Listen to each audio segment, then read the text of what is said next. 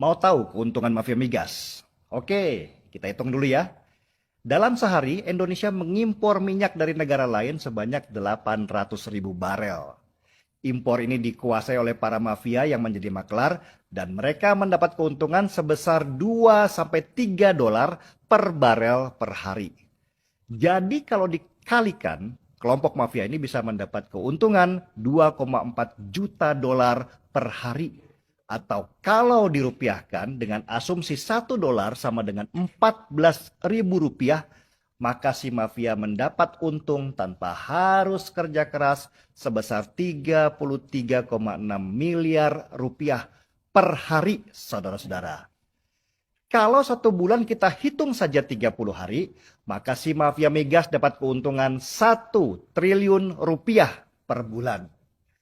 Dari keuntungan itu sebesar 30%-nya minimal dibagi-bagi ke banyak pejabat dan partai. Ini yang menjadikan si mafia migas kuat sekali. Siapapun yang mau menghancurkan mereka akan dihancurkan dulu dengan lobi-lobi politik. Jadi paham kan kenapa mereka pengen sekali Jokowi tidak jadi presiden? Kalau bisa, kudeta pun akan mereka lakukan, asal bisa terus berkuasa. Jokowi sudah menugaskan banyak orang untuk memberantas mafia migas itu. Tapi orang-orang itu ternyata ikut bermain juga. Lagian siapa sih orang yang tidak hijau matanya kalau dikasih gaji miliaran rupiah per bulan? Inilah yang membuat Jokowi susah dan marah-marah. Sudah sejak 2014 dia memerintahkan basmi mafia migas. Tapi mafianya nggak mati, cuman ganti baju saja. Jokowi tidak mudah melawan sistem yang sudah dibangun si mafia bertahun-tahun lamanya. Salah satu mafia migas yang sudah berhasil dibasmi adalah Petral. Dulu impor minyak kita selalu lewat Petral. Sesudah dibubarkan, mafianya malah menyebar dan terbagi dalam beberapa kelompok yang sama kuatnya. Dan percaya atau tidak, orangnya ya itu saja. Itulah kenapa kita tidak pernah berhasil membangun kilang pengolahan minyak di negeri ini. Kalau kilang sudah berhasil dibangun, maka impor minyak pasti akan turun. Kalau turun, maka keuntungan mafia juga turun. Ini yang tidak dimaui oleh mereka.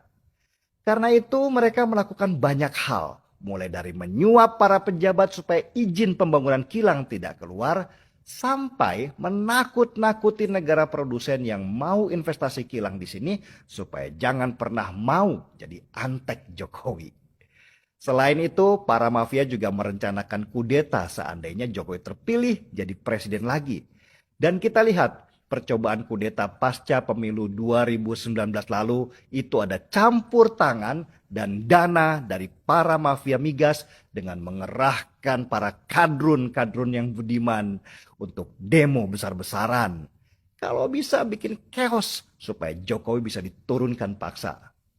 Sejak awal Jokowi tahu itu, tapi dia harus bermain cantik supaya nasibnya tidak seperti Gus Dur yang diturunkan di tengah jalan.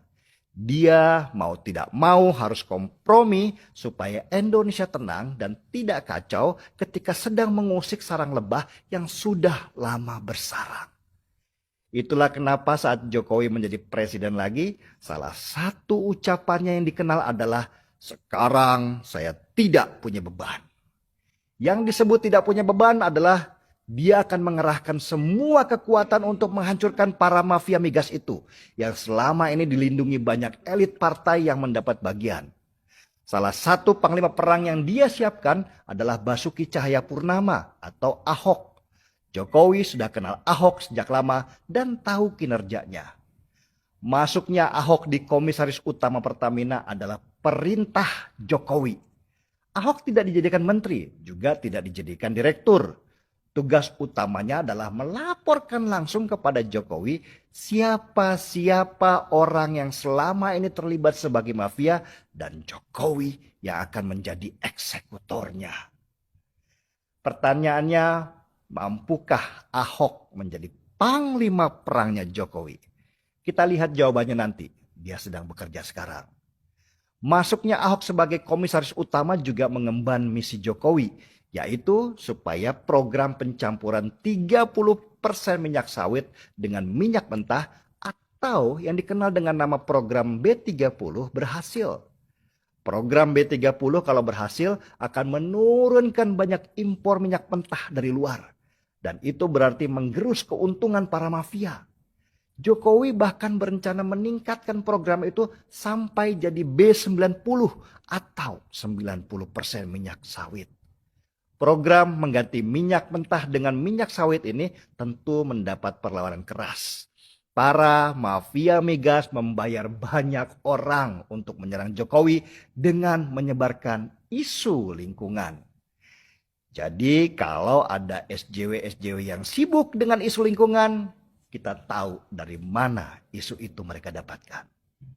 Bukan hanya lawan di dalam negeri, Jokowi juga menghadapi lawan dari luar untuk program B30 ini. Terutama Uni Eropa yang melarang penggunaan minyak sawit di negaranya. Apa kata Jokowi waktu menghadapi situasi itu? Kita lawan mereka, katanya tegas. Jokowi memang tidak main-main dalam melawan mafia migas. Segala upaya dia lakukan, tapi tetap dengan main cantik supaya tidak terjadi kerusuhan. Jadi paham kan mengapa menjadi presiden yang benar itu tidak mudah? Harus ada skala prioritas dalam menentukan siapa lawan terkuat. Karena kalau musuh terlalu banyak dalam satu kesempatan, Jokowi bisa jatuh berdebam. Jokowi berpacu dengan waktu karena ada indikasi kalau para mafia migas mundur sejenak untuk mengatur kekuatan. Dan kekuatan mereka nanti ada di Pilpres 2024.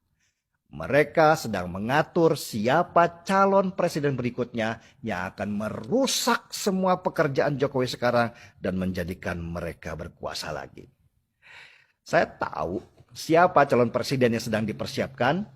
Anda juga pasti tahu, yaitu dia yang sedang mempersiapkan narasi pribumi dan seiman. Markibong, mari kita bongkar semuanya. Kebetulan saya sedang di Selandia Baru, di Christchurch. Saya tidak punya kopi untuk diseruput, terpaksa seruput